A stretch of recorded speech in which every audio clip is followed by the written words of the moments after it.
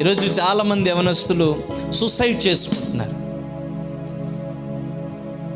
మనుషుల ప్రేమ కోసం ప్రయాసపడి మనుషుల ప్రేమ దొరకక, ఎందుకంటే వాళ్ళు ప్రేమించరు, అయినా కానీ మనకు అదే కావాలి కదా. ఆ ప్రేమ కొరకు ప్రయాసపడిపోయి అడిగి వెంటబడి చేసి చివరికి నన్ను ప్రేమించట్లేదని చెప్పి చచ్చిపోయే వాళ్ళు చాలామంది ఉన్నారు.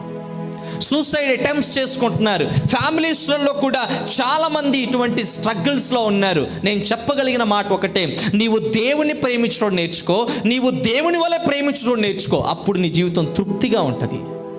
You will satisfy in your life.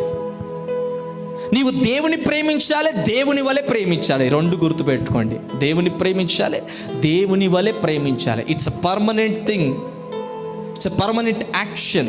ఇది నిత్యమైంది, నిత్య రాజ్యములో కూడా ఉండేది, నిత్యమైన దేవుడిలో ఉన్నది. ఏ లక్షణం అంటే ప్రేమ అనే లక్షణం.